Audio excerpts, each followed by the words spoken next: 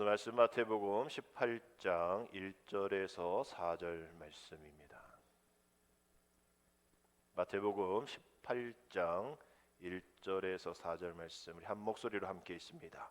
그때의 제자들이 예수께 나와 이르되 천국에서는 누가 크니까? 예수께서 한 어린 아이를 불러 그들 가운데 세우시고 이르시되 진실로 너희에게 이르노니 너희가 돌이켜 어린 아이들과 같이 되지 아니하면 결단코 천국에 들어가지 못하리라. 그러므로 누구든지 이 어린 아이와 같이 자기를 낮추는 사람이 천국에서 큰 자니라. 아멘. 할렐루야. 우리 5월 우리 첫 주 예배 오신 여러분들을 주님의 이름으로 축복하고 환영합니다. 우리 5월 푸르는 가정의 달이죠. 우리 시편의 128편의 말씀을 보면 내 집 안방에 있는 내 아내는 어떤 것 같다? 결실한 포도나무 같으며 내 식탁에 둘러앉은 자식들은 어떻다? 어린 감람나무 같으리로다. 우리 4절 같이 읽습니다. 여호와를 경외하는 자는 이같이 복을 얻으리로다. 아멘.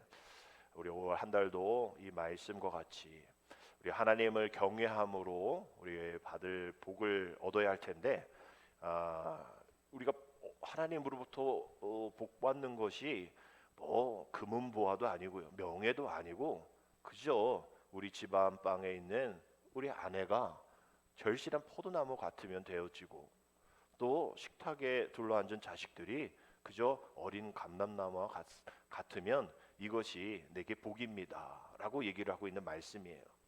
우리 주님을 경외함으로 우리가 예수님 믿음으로 얻게 되어지는 복이 뭐 금은보화 또 큰 집 평수 또 건강 이런 것이 아니라 그저 단순하게 포도나무, 결실한 포도나무 또 어린 감람나무다라고 표현하고 있습니다.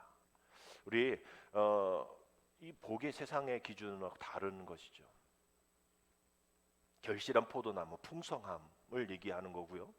또 어린 감람나무가 사용되어지는 그런 용도가 참 많습니다. 그리고 여기에 너가 밥 먹는 그 식탁에 둘러앉는 자식들이란 표현도 요즘에 뭐 밥 한 끼 우리 자식들하고 같이 먹을 수 있는 시간 없잖아요. 또 그런다 할지라도 뭐 옵니까? 다 자기 스케줄 바쁘다고 오지 않죠. 아내는 풍성함 가운데에 또 자녀들은 부모의 순종함 가운데에 먹게 되어지는 한 상. 우리 찬송가죠. 한 상에 둘러앉아 먹고 마셔. 우리 고마워라 즐거운 집. 예수만 섬기는 우리의 집. 우리 그 찬양에 있는 것처럼 여기에 뭐 진수성찬이라고 나와 있습니까? 뭐 고기 스테이크라고 되어 있어요. 아니에요. 그죠? 변방한 반찬 아니라 할지라도 그냥 하하호호 껄껄거리면서 우리 이야기하면서 돌아온 자식들과 풍성한 아내 뭐 이렇게 해서 뭐 얻어지는 그런 행복들 그것을 통해서 얻게 되어지는 복 우리가 예수님을 하나님을 성령님을 경외하며 나아가는 그 상황 속에서 주시는 이러한 복이 이거다라고 얘기를 하고 있습니다. 우리 5월 한 달 동안 우리의 모든 가족 안에 모든 구성원들이 제발 결실한 포도나무와 같이 또 식탁에 둘러앉은 모든 우리 자식들이 어린 감람나무와 같이 귀하게 쓰임 받을 수 있는 우리 모든 가족 되어질 수 있도록 평안한 은혜 되어질 수 있도록 여호와 하나님을 경외하며 얻게 되어지는 복을 누리며 살아가는 귀한 한 달 되기를 주님의 이름으로 축복합니다. 우리 올 한 달에 많은 행사들이 있습니다. 내일 뭐 어린이날도 있고요. 또 많은 행사들 어버이날, 뭐 스승의 날 많은 행사들이 있어서 참 부담이 되어지는 뭐 결혼식도 있죠. 그죠?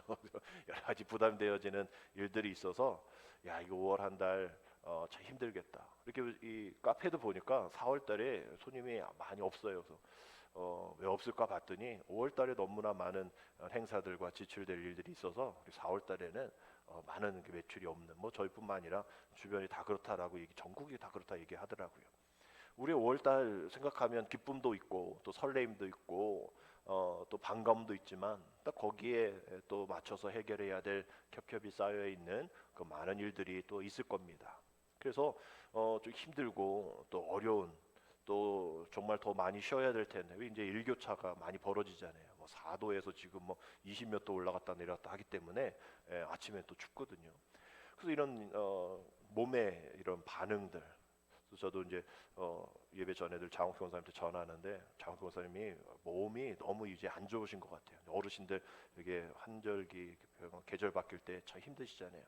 예전보다 목소리도 너무 안 좋고, 주유소 가서 주유했을 때 거기 계신 일하시는 권사님한테 물어봤더니 막 치매 증상도 있는 것 같고, 아들이 왔다 갔다 얘기를 하시는데 좀 어려운 상황이다 막 얘기하시더라고요. 어른도 그렇고 아프신 분도 그렇고 누우신 분도 계시지만 일상을 생활하는 우리들도 참 개운하지 않는 이런 환절기 속에 살아가고 있습니다. 이럴 때 우리는 서로 이야기하죠. 힘냅시다. 힘냅시다. 제 이메일 아이디도 힘내유인데 힘내자라고 얘기해요. 근데 우리가 뭐 힘을 낸다고 한들 힘이 납니까? 뭘 배 밥을 안 먹었는데 힘이 날 수 없죠. 그러면 밥을 먹어야 되어지는 거잖아요. 그것처럼 우리가 힘냅시다, 힘냅시다 하는데 우리가 뒤돌아서면 힘이 안 나요.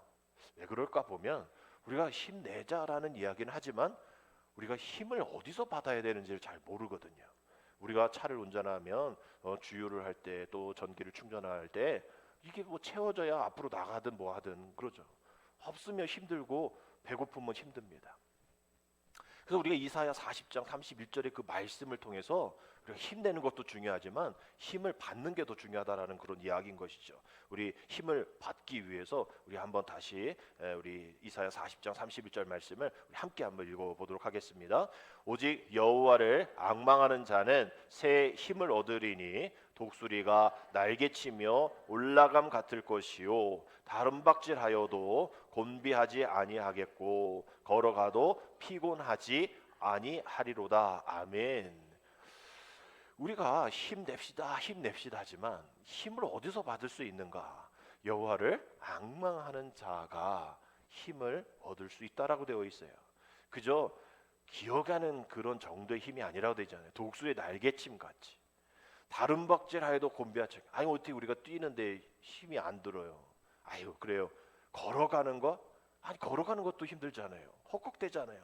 힘들잖아요. 불쾌지수 올라가잖아요. 그런데도 피곤하지 않는다라고 얘기를 하는 거예요. 이사야 40장의 말씀이 포로 생활로 지쳐있던 이스라엘 백성들에게 주신 그 위로의 말씀이거든요. 우리의 삶이 포로 생활과 별반 다름없는 힘든 상황 가운데 하루하루를 보내고 있을 때에 그저 서로 파이팅, 서로 뭐 힘내, 뒤돌아서면 뭘 내가 어떻게 힘을 낼 수 있을까? 우리가 어려운 가운데 있을 때에도 주어지는 위로의 말씀이라는 거예요. 주님을 앙망하는, 주님 앞에 시선을 두는 자, 주님으로부터 새 힘을 얻으리라. 우리 그 찬양, 새 힘 얻으리 주를 바랄 때, 주를 바랄 때, 우리 주를 바랄 때, 새 힘 얻으리 주를 바랄. 우리 그 찬양도 부르거든요. 새 힘을 얻을 때, 주를 바랄 때, 주를 앙망할 때. 우리 주님이 우리에게 힘을 주시는 분이세요. 원동력이 되십니다. 우리는 그 힘을 받고서 힘냅시다 할 수 있는 거예요. 우리가 그 힘을 바라할 때, 그 주님 앞에 간절히 앙망할 때 우리가 새 힘을 얻게 되어지는 거고, 독수리 날개친 것 같이 우리가 올라가고 다른 박질 할 거고 걸어갈 거고 곤비하고 피곤하지 않게 되어지는 겁니다. 우리가 지치지 않으려고 애쓰고 새 힘을 어디 얻을 줄 몰라서 전혀 이상한 데에서 새 힘을 얻으려고 하니까 금방 뒤돌아서면 지치고 다시 충전해야 되는 그런 상황 속에 있는 겁니다. 그 에너지의 한계가 있다라는 것이죠. 그러나 우리 하나님을 앙망하는 그 새 힘 속에는 끝이 없는 영원한 하나님의 은혜가 있다라는 거예요. 그래서 우리가 내 상태가 어떤지를 잠시 멈추고 우리가 주님 앞에 맡기고 새로운 힘을 주실 그 하나님을 기대하면 우리가 힘을 내기 앞서 힘을 받게 되어지는 그런 은혜가 있게 될 줄 믿습니다. 우리 5월 한 달도 주님으로부터 큰 힘을 받으시고 승리하시는 저와 여러분 되시기를 주님의 이름으로 축복합니다.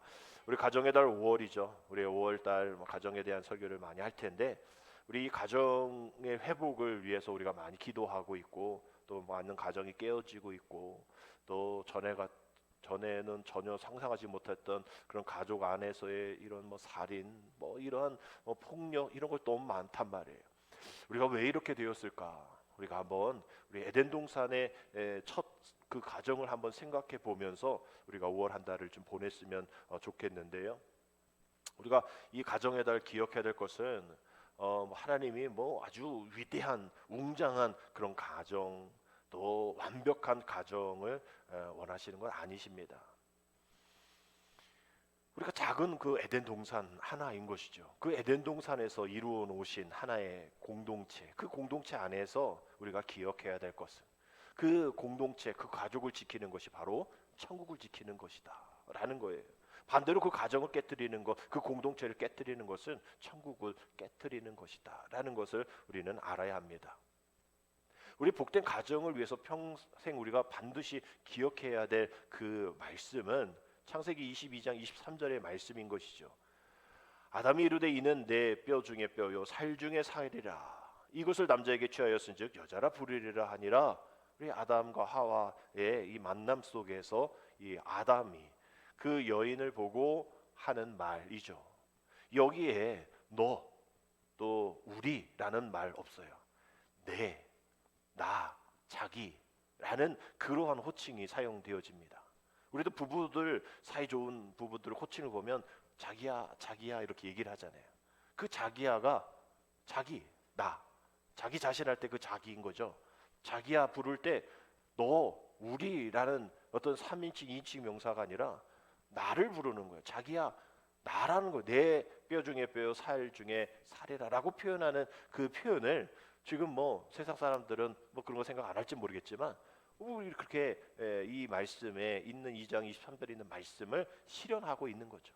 나라는 표현을 하고 있는 거예요. 그런데 이 자기야 즉 나, 내라는 이 호칭이 죄로 인하여서 변하게 되어지는데 어떻게 변합니까? 3장 12절에 있는 말씀처럼 아담이 이르되 하나님이 주셔서 나와 함께 있게 하신 여자 그가 그 나무 열매를 내게 주므로 내가 먹었나이다 하니 내 뼈 중에 뼈 내 살 중에 살이라 자기다라고 얘기했던 이 아담이 이제 여자 그가 바꿔하면 그 여자가라고 얘기하는 거예요. 그 여자 때문에 그 여자가 내게 주어서 내가 이 죄를 지었어요. 그러면서 그 여자에게뿐만 아니라 하나님이 주셔서라고 되어 있잖아요. 하나님이 왜 내가 만들어 달라고 안 왔는데 하나님이 주셔서 나와 함께 있던 그 여자 그때 여자 때문에 내가 이러한 일들을 이뤄낸 겁니다라고 탓합니다. 상대방을 탓하는 일. 언제는 내 뼈, 내 살 이게다가 이제 나하고 상관없는 그걸 만든 하나님까지도 책망을 하는 심판의 자리에 올라서게 된 거죠. 이게 첫 가정의 모습인 겁니다. 이 가정의 깨어짐. 전에 우리 장애인 선교주에 디폼 깨어져 있는 그 폼 때문에 지금 우리들의 가정이 위태하게 살아가고 그 가정을 가만히 있어서 뭐 이렇게 아름답게 건강하게 이루어질 수 있다? 천만의 말씀. 그렇게 이루어질 수 있는 가정이 아니라는 거죠. 이것이 우리의 모습, 우리의 가정의 모습이라는 거예요. 정말 서로 내 몸과 같이 나라는 개념으로 가족 구성원들을 이렇게 사랑해야 하는데 또 그러한 생명의 프로포즈가 날마다 있어야 하는데 서로 탓하고 서로 책임을 지려 하지 않고 서로 심판자의 자리에 앉아서 네 잘못 내 잘못 너가 잘못했어 뭐 이러면서 매일매일 그렇게 불평 가운데 살아가는 가족은 하나님이 원하시는 또 하나님이 원래 만들어진 그 가정은 아니라는 거예요. 그래서 이제 부부의 날도 이제 21일이잖아요. 우리 이제 부부 오늘은 뭐 출타하신 분들 많이 계셔서 이 자리에 부부로 계신 분들이 별로 없지만 우리 부부들도 그렇게 얘기해야 돼요. 당신은 나고 나는 당신이야. 우리 성경에 있는 말씀이 그거니까. 나는 너 당신이고 당신은 나야. 자기야 나야 당신이야. 막 이러면서 우리 이런 하나를 이루어가는 일 가운데 아름다운 가정 생명의 프로포즈가 날마다 있어야 될 줄 믿습니다.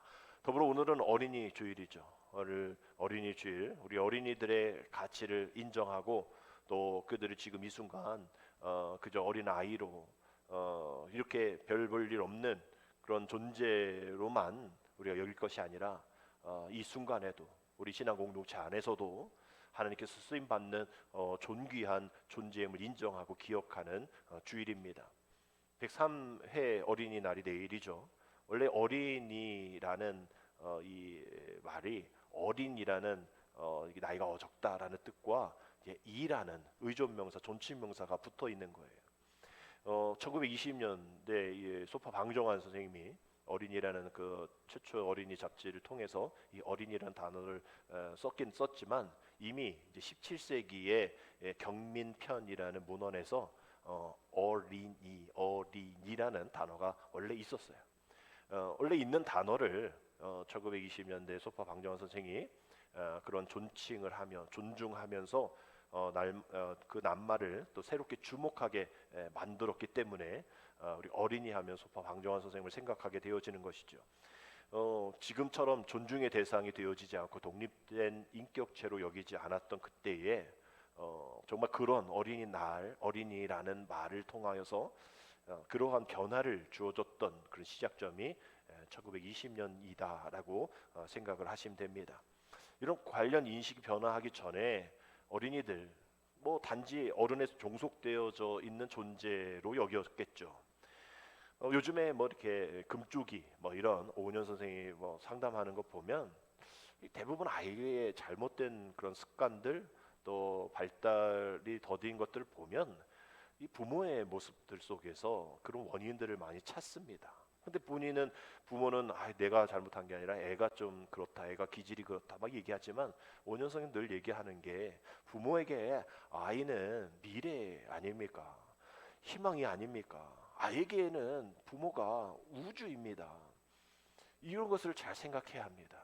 부모에게 아이는 미래, 희망이고 아이에게는 우주인데 이것을 망각하면서 살아가면 안 됩니다. 그 아이는 그 이 세상을 부모라는 렌즈를 통해서만 볼 수 있습니다라고 얘기해요.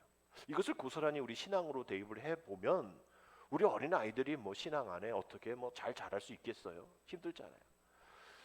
마찬가지로 우리 부모가 어떻게 믿음 생활하는지, 또 부모가 어떤 대화를 통해서 가족 안에 이루어져 있는지, 아까 이 식탁에 둘러앉는 그 자녀들이라 얘기했잖아요. 식탁 안에서 밥을 먹으면서 어떤 이야기를 하는지 우리 자녀들은 그것을 통해서 세상을 보고 그것을 통해서 신앙을 받는단 말이에요. 믿음의 유산을 받는단 말이죠. 우리 교자씨 주보를 안에 미국의 저명한 교육학자의 롤테의 시를 적어 드렸어요. 아이들은 그들의 삶에서 배운다라는 것이죠. 어린아이가 나무람 속에 자라면 그 아이는 비난을 배우고 그 비난 배운 걸 가지고 고스란히 그 자녀들에게 나무람을 통하고 또 거기서 계속 답습되어지고 전달되어지는 그 과정 속에 적개심, 싸움, 비웃음, 부끄러움, 수치, 죄의식 이런 것들이 배우게 되어지는데 관대함, 신뢰, 격려, 고마움, 공평함, 정의, 보호, 믿음, 인정, 자신을 조어하는 그러한 것을 베풀면 받아들인다는 거예요. 잘 받아들이고 그것을 또 전달하고 그것을 통해서 세상에서 사랑을 배우게 된다라는 그런 시입니다. 오늘 어린이 주일을 통해서 우리들의 자녀들 벌써 다 컸고 또 아이들이 별로 없잖아요. 오늘도 일부에 손님들 자녀들만 왔는데 우리 교회 학교 어린이들 또 선물 준비했지만 또 다 어린이날 행사와 또 출타를 통해서 오늘도 우리가 참여하지 못하는 우리 어린이를 볼 수가 없는 그러한 모습 속에 있지만 우리 어린이 주일을 통하여서 우리가 그래도 우리 이 자녀들을 위해서 또 점점 더 커가는 그 우리 자녀들을 위해서 우리 항상 이 일들을 어렸을 때 다 끝났겠지가 아니라 지금도 성장하고 있는 우리 자녀들에게도 정말 이러한 배움이 우리 부모를 통해서 부모라는 일을 통해서 전달되어지는 것은 여전하다. 그들이 인터넷을 통해서 사회적인 경험을 통해서도 배우게 되어지지만 그들이 10대에 꿈을 꾸고 그 20대에 그것을 위해서 애쓰고 또 30대, 40대에 그 꿈을 이루어가는 그 과정 속에서 그들이 세상에서의 지혜로만 그들이 그런 꿈을 꾸고 이루어 나가는 것이 아니라 부모가 어떻게 살아왔는지 부모가 어떤 이 말을 해주는지를 받고서 그것이 사회와 교회와 또 자신들이 나중에 이룰 가정 그것을 통해서 영적으로 이어지는 흐름들이 영향력들이 분명 있다라는 거예요. 그래서 우리는 오늘 이 어린이 주일 되면 우리가 어린이도 아닌데 우리 교회 어린이 예배 없는데 이러면서 우리가 무슨 상관이 있을까라고 질문할지 모르겠지만 이런 맥락을 가지고 나도 어린이가 되어야겠구나. 어린이와 같은 그 순수함, 또 순종과 또 의존하는 그런 모습 속에서 우리 모두가 다 어린이구나, 어린이가 되는 주일이구나 라면서 우리가 오늘 어린이 주일을 보내야 합니다. 오늘 지금을 살아가고 있는 우리들의 모습들 어떻습니까? 세상의 힘과 능력으로 서로 최고가 되려고 하는 그런 경쟁 속에 살아가고 있죠. 높아지려고, 이기려고, 끌어내리고 있는, 모두가 다 경쟁자인 거예요. 워낙 경쟁하고 서로 비교하는 것이 세상에서 그렇게 되어지다 보니까 어린 아이들한테도 경쟁해라, 비교해라, 끌어내려라, 막 이런 일들이 너무나 많이 전달이 되어집니다. 정말 경쟁 없는 사회, 서로 비교하지 않는 사회, 서로 유민하는 그런 사회, 요즘 상상하기가 좀 어렵죠. 사람이란 본성에 의해 서로 비교하고 경쟁하고 시기하고 그렇게 살아오는 본성들이 있기 때문입니다.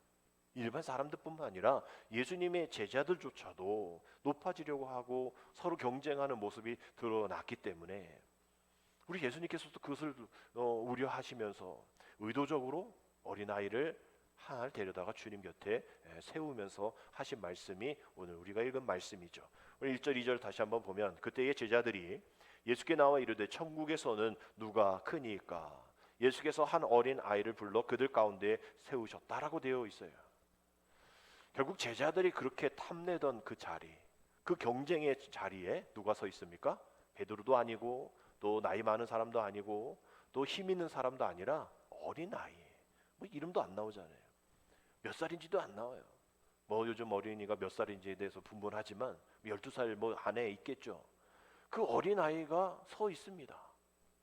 경쟁에서 승리한 사람이 있을 거라고 생각했던 그 자리, 목소리가 크고 힘이 센 사람이 있을 거라고 생각했던 그 자리, 당연히 그래야 된다고 생각하는 그 자리에 어린 아이를 세우시면서 주님은 말씀하시는 거죠. 봐라, 너희들이 내 옆에 있기를 원해?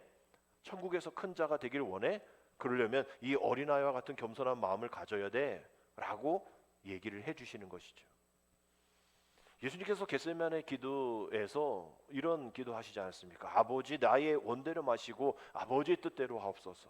철저하게 부모의 말을 순종하는 것 같은 그 내 뜻이 아니라 아버지의 뜻대로 살아가게 하여 주옵소서라는 그런 기도가 우리의 이러한 어린 아이를 세워놓는 그러한 모습과 같다라는 거죠. 이렇게 살아야 해, 이렇게 기도해야 돼, 이렇게 섬겨야 해.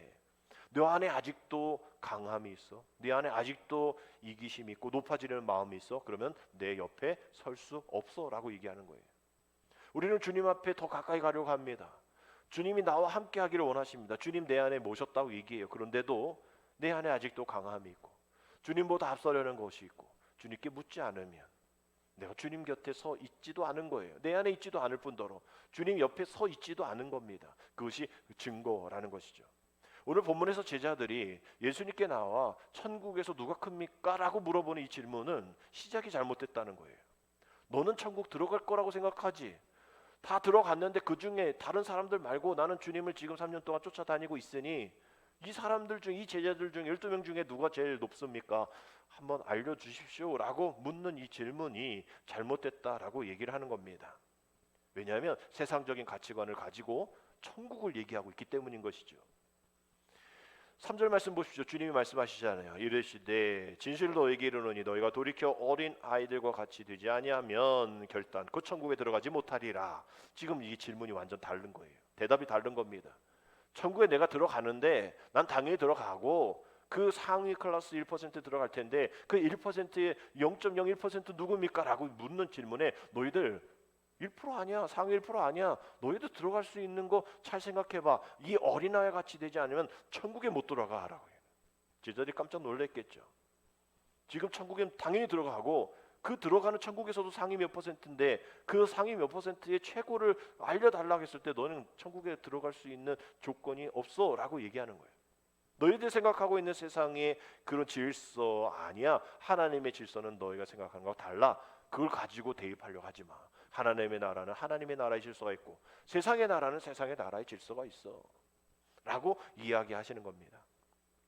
당연하게 여겼던, 당연하게 누릴 수 있었던 그 지위, 그 관심 아니라는 거예요. 그래서 1절에 대한 질문의 답이 4절에 나오죠. 우리 4절 같이 읽겠습니다. 그러므로 누구든지 이 어린 아이와 같이 자기를 낮추는 사람이 천국에서 큰 자니라 라고 얘기하는 거예요. 천국에서 큰 자는 바로 자기를 낮추는 자다. 세상에서 큰 자는 다른 사람 위에 군림하는 자이지만 천국에서 큰 자는 낮아지는 섬김의 사람이 천국에서 큰 자다. 세상의 가치관과 전혀 다르다라고 이야기를 하고 있는 겁니다. 예수님께서 후에 20장 26절 28절에서 동일한 말씀하시죠. 너희 중에 그렇지 않아야 하니. 계속 그런 거예요. 또 그런 사람들이 너무 많은 겁니다. 네가 크네, 내가 크네, 내가 최고네 라고 얘기할 때 너희 중에는 그러지 마. 너희 한번 그래서 내가 얘기했지. 근데도 말을 안 들었던 거죠. 그러니까 너희 중에 누구든지 크고자 하는 자는 너희를 섬기는 자가 되고, 너희 중에 누구든지 으뜸이 되고자 하는 자는 너희의 종이 되어야 하리라. 인자가 온 것은 섬김을 받으려 함이 아니라 도리어 섬기려 하고 자기 목숨을 많은 사람의 대속물로 주려 함이니라 라고 되어 있어요. 아니, 여기 예수님이 너희 중에 누구든지 으뜸이 되고자 하는 그 생각 갖다 버려 라고 얘기하지 않습니다. 누구든지 크고자 하는 생각 갖지 말아라고 하지 않아요. 아니, 생각하는 걸 뭐라 그럽니까? 너가 그렇게 생각하고 있다면, 그러길 원한다면 이렇게 해. 우리 그런 생각을 아예 싹을 자르지 않으세요. 그래, 너 크고자 할 수 있지. 너 이렇게 으뜸이 될 수도 있지. 또 그런 거 생각할 수도 있지. 그러나 이렇게 크려면, 으뜸이 되려면 섬기는 자가 되고 종이 되어야 해 라고 정답을 알려주신 겁니다. 그러면서 주님이 내가 그러려고 왔다라고 얘기하는 거죠. 내가 으뜸이 되고 크고자 이 땅에 온 것 아닌데, 섬기고 종이 되려고 왔는데 너희도 그렇게 되어야 되지 않겠어? 라고 이야기를 하시는 것이죠. 높은 자리에 올라간다고 해서 그 사람이 높아집니까? 수많은 사람, 수천 명이 있는 교회에 다닌다고 해서, 유명한 목사님, 유명한 교회 이름을 가지고 있는 그 교회 다닌다고 해서 그 사람이 유명한 사람입니까? 아니라는 거예요. 그럴 수도 있지만 그런 생각을 갖고 있는 그 자체가 틀렸다라는 거예요. 아니, 우리도 뭐 이 사북에 뭐 이 조그만 동네에 교회 다니고 또 우리가 직분 받고 뭐 이런 게 우리에게 또 별거 아닌 거 있을 수 있죠. 그러면 뭐 큰 교회 다니면 우쭐하고 우리는 뭐 어깨 축 처지고 그러야 된다라는 거 아닌 거 알면서도 우리는 늘 그러한 마음을 갖고 있죠. 우리는 작은 교회야. 우리는 개척교회야. 우리는 교인이 없어. 우리는 뭐 할머니들만 있어. 또 매년마다 돌아가셔. 이렇게 계산해 보면 새 가족이 어른 젊은이 오지 않으면 몇 년도 우리 교회는 아무도 없을 거야. 막 이러면서 우리는 의기소침해야 합니까? 세상의 기준과 다른데, 세상은 높은 자리 올라가면 가치 있는 사람이라고 박수 쳐주지만 그 사람이 계속 높아지냔 말이에요. 아니죠. 그렇게 했다고 해서 그 사람이 또 가치 있는 사람으로 인정받느냐? 아닌 거예요. 결국 예수님 말씀하신 그 낮아짐은 섬김을 이야기하는 겁니다. 작은 자, 강자가 독식하는 이 세상에 늘 소외받고 있지만, 작은 자들은 피해를 입는 대상일 수밖에 없지만, 하나님이 그 다스리신 나라는 그 작은 자가 관심의 대상, 보호의 대상이 되어진다라는 이야기입니다. 모든 사람들 중에 가장 작은 사람이 오히려 큰 사람이라는 그 역설적인 거죠. 낮아져야 높아지고 죽어야 살고, 그 패러독스라를 얘기를 하는 겁니다. 그러니까 이 어린아이를 영접하는 것은 스스로 큰 사람, 강한 사람, 높은 사람이 되려는 그런 것 아니라 작은 사람이 되어지는 것을 이야기하면서 그것이 크게 되는 길이다라고 말씀하는 겁니다. 우리 어린아이들 보십시오. 우리 어른들은 한번 털어지면 섭섭한 감정 깔려 있으면 쉽게 화해하지 않죠. 뭐 목사들도 마찬가지입니다. 우리 지방 안에도 뭐 그렇게 이렇게 뭐 사이가 좋지 않은 목사들도 있고요. 어떤 목사님은 그렇게 사이 좋지 않고 있다가 목사님이 우리 뭐 화암 목사님, 전에 유 목사님도 복수 차시고 막 그래서 돌아가셨단 말이에요. 서로 화해하지 못하고 돌아가시는 그런 목사님들도 있으니 뭐 교회 안에서 서로 그런 섭섭한 감정 있는 거 당연할 거예요. 근데 이게 쉽게 화해가 되지 않는 거예요. 설령 자신이 실수를 했다 할지라도, 잘못한 것을 깨달았다 할지라도 이 시간이 너무나 많이 갔으니 자존심 때문에 선뜻 그런 잘못을 인정하지 않고 양보하지 않는 마음으로 먼저 화해의 손길을 내밀지 못하는 것이 어른입니다. 때로는 끝까지 잘한 것처럼 주장하고 말도 안 되는 트집 잡고 고집 부리면서 말도 안 되는 이야기를 하는 사람들이 있는 것이죠. 그렇기 때문에 화해하기가 어려워요. 앙금이 깔려 있으니까, 감정의 깊이 너무 굵으니까. 이게 뭐 몇십 년, 몇 년 됐는데 한순간에 몇 분 안에 그게 해결이 되냔 말이에요. 그러니 오히려 다시 안 볼 사람처럼 떠나는 것이 더 쉬운 것이 우리 어른들입니다. 우리 이렇게 살아가고 있어요. 근데 어린아이를 보십시오. 애들이 모래장난해서 이렇게 푸다가 눈에 들어가면 막 그때 막 싸우죠. 뭐 머리끄댕이 잡기도 하고 막. 근데 또 이렇게 쳐다보면 또 뭐 야 밥이야 먹어, 모래 막 먹으라 그러고. 우리 아이들은 그렇지 않습니까? 언제 싸웠는지. 크면 또 그러지 않지만 어린 아이들 보면 그 어린 아이들이 이제 수동적이잖아요. 부모의 도움 없이는 잠시도 쉴 수 없는 그런 모습들. 부모가 다 해주는 것. 그것이 이루어지는 일 속에서 별거 아닌 것 같아도 부모에게 수동적으로 순종하는 그런 모습들이, 또 그런 앙금들이 빨리 없어지는 특징들이 우리 어린이들입니다. 그 이후부터는 우리 어렵죠. 내가 결정권을 가지고 내가 내 안에 강함과 높아지려는 마음이 생기는 그 어른들이 성장하면서 문제가 생기는 거죠. 이전에 어린 아이들은 부모에게 다 물어보잖아요. 또 부모와 함께 하려고 하잖아요. 그러나 요즘 우리 젊은 아들 딸들이 그렇게 합니까? 안 하죠. 같이 하려고 하지 않고 의견을 물어보지 않고 혼자 결정하고 혼자 다 선택해 버립니다. 때로는 부모가 그 모습을 보고 안타까워하고 또 아쉬워하는 그런 현상들이 당연한 걸지 모르지만, 여튼 이렇게 부모의 선택과 또 부모의 결정을 따르지 않는 나이가 된다라는 거죠. 왜? 내 결정권, 또 내 안의 강함, 내가 할 수 있다라는 그런 자신감, 이런 것들일 겁니다. 그런 모습 속에서 우리는 주님과 동일한 그 맥락으로 볼 수가 있는 거예요. 내가 주님을 정말 잘 섬기고 주님께 믿음으로 나갔던 때가 언젠가 살펴보면, 내가 이 어린아이와 같이 주님 앞에 순종하고 주님 앞에 묻고 내 연약함을 주님 앞에 드러내고 오직 주님만이 나의 모든 것입니다 고백하면서 주님이 나를 붙잡아 주셔야 됩니다 라고 간절히 기도했던 그때가 내가 주님 안에서 온전히 살아갔던 그때였던 걸로 우리는 생각을 할 거예요. 그 이후에 주님 없어도 됩니다. 주님 결정 없어도 됩니다. 기도하지 않아도 내가 알아서 결정할 겁니다 라고 되어졌을 때 주님과의 관계가 멀어지는 그런 모습들을 바라보아 우리는 경험해 보았을 겁니다. 그래서 오늘 우리가 부른 찬송가 563장 3절에 보면, 내가 연약할수록 더욱 귀히 여기사 높은 보좌 위에서 나는 낮은 나를 보시네. 날 사랑하심, 날 사랑하심. 이것이 성경에 쓰여 있는 그 은혜의 말씀이다라고 얘기해요. 내가 더 연약해질수록 주님이 나를 더욱더 귀히 여기시고, 내가 연약할수록 더욱더 주님을 만나고 주님을 찾고 주님 앞에 나아가는데, 그 연약함이 내 강함이 되어질 때에 내가 주님을 귀하게 여기지도 아니하고 주님을 찾지도 않고 주님이 높은 보좌에서 낮은 나를 보시는데 오히려 내가 높은 보좌에 낮은 하나님을 바라보고 있는 그런 아담과 같이 하나님께서 만드신 그 여자 때문이라고 책임을 전가하는, 이 모든 것이 다 하나님 때문입니다 라면서 책임을 전가하는 우리 어린아이들이 늘 이렇게 잘하다가 투명하게 삐져나가는 그 결정점들이 뭡니까? 막 화날 때 하는 얘기가 뭐예요? 그때부터 이제 돌아서는 거예요. 제 경험으로도 저도 그런 말 했고, 엄마 아빠가 나에게 해준 게 뭐 있어? 그때부터입니다. 그때부터는 이제 삐끗하는 거예요. 엄마 아빠가 나에게 해준 게 뭐 있어? 우리 하나님한테 얘기하는 거, 하나님 지금껏 내가 이렇게 된 거 하나님 해준 게 뭐 있냐고, 내가 얼마나 하나님 앞에 순종했냐고. 그때부터 돌아서는 거예요. 그때부터 내가 하나님 위에 있는 겁니다. 하나님 보라, 내가 알아서 할 테니 잘 보라고. 하나님 하신 것보다 내가 더 잘할 거라고.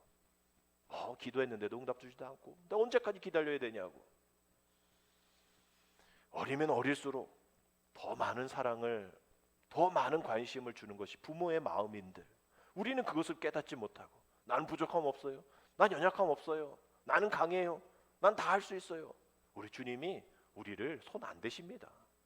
그러니 내가 뭔가를 하려고 하다가 안 되고 지치고 쓰러지고 그제서야 주님 도와주세요. 네 혼자 할 수 있다며.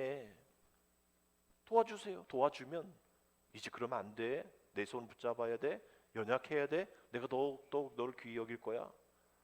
그러면서도 또 다른 일들 가운데에 연약함이, 주님 안에서의 강함인데도 그것을 우리가 생각하지 못하고 여러 사람들과 비교하고 경쟁하고 또 존중하지 않고 경쟁에 이기려고 하며 그런 죄성으로 살아가는 모습 속에서 나는 천국 백성이다라고 여기는 그런 잘못된, 서로를 있는 그대로 받아들여야 될 수용의 나라가 아닌 비교하고 경쟁하고 떨어뜨리는 그러한 세상의 나라 가운데에 살아가고 있는 우리들의 모습을 발견할 때가 많다라는 것이죠. 복음은 하나님을 대하는 우리의 모습을 변화시키기에 충분합니다. 동시에 사람을 대하는 태도를 변화시키기도 충분한 거죠. 내가 하나님을 향해, 사람을 향해 대한 태도가 왜 이럴까? 그 복음 안에 우리가 완전히 깨어지지 않고, 하나님 앞에 뭐 덜 중요한 사람이 어디 있고 더 중요한 사람이 어디 있겠어요? 함부로 대하는 사람이 어디 있겠습니까? 모두가 다 존귀한 사람, 모두가 다 하나님 형상으로 지음받은 귀한 존재인데 우리 안에서 복음으로 인정하고 복음의 능력이 역사하심이 내 안에 많지 않기 때문에 사람 대하기를 주님께 대하기가 어려운 겁니다. 천국에서 누가 큰지 따지는 제자들의 모습 속에서 아직 믿음이 성숙하지 못하였다라고 말씀하시는 그 주님이 우리에게도 이러한 모습 속에서 아직 믿음이 성숙하지 못했구나, 우리에게 말씀하실 수 있겠죠. 우리 한국교회에 말씀하실 수 있겠죠. 이제 부모와 자녀들이 그 복음으로 인하여서 실천에 이루어질 그 때입니다. 간절히 기도했던 그 기도가 삶으로 성취할 때가 되어져 있다라는 거죠. 믿음으로 사는 그 삶. 살지 않으면 믿는 것도 아니고 아는 것도 아닙니다. 그렇게 살아야죠. 예배를 드리고 믿음으로 결단했다면 세상에 그렇게 살아야죠. 살지 않으면서 내가 믿었다, 믿고 있다, 알고 있다, 아닌 겁니다. 말이 필요한 시대가 아니죠. 삶이 필요한 시대입니다. 세상에서 교회 다니는 사람들을 바라는 것은 말이 아니에요. 교회 다녀, 예수 믿어, 오늘도 전도할 텐데 예수 믿으세요. 그 말 속에 있는 것이 아니라 그것을 살아가는 그 사람의 모습. 그 전도하는 대상들도 이렇게 전도를 하는데, 야, 쟤 알아? 아유, 쟤 막 이러면 아무리 전도한들 무슨 소용이 있겠습니까?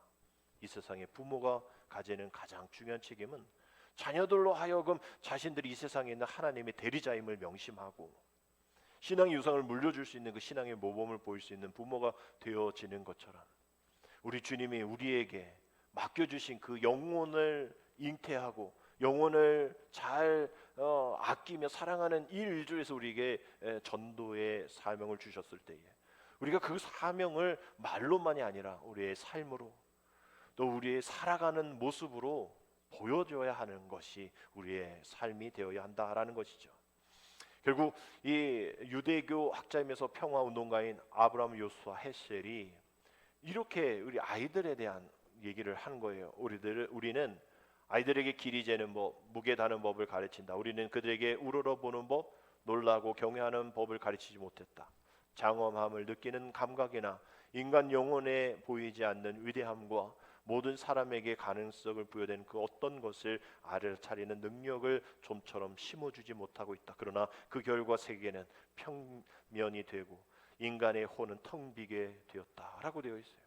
그런 삶을 우리 자녀들에게 가르치지 않았기 때문에 이 세계가 평면이 되어지고 이 세상에 살아가는 모든 인간의 혼이 텅 빈 것 아닌가라는 이야기를 하고 있는 것이죠.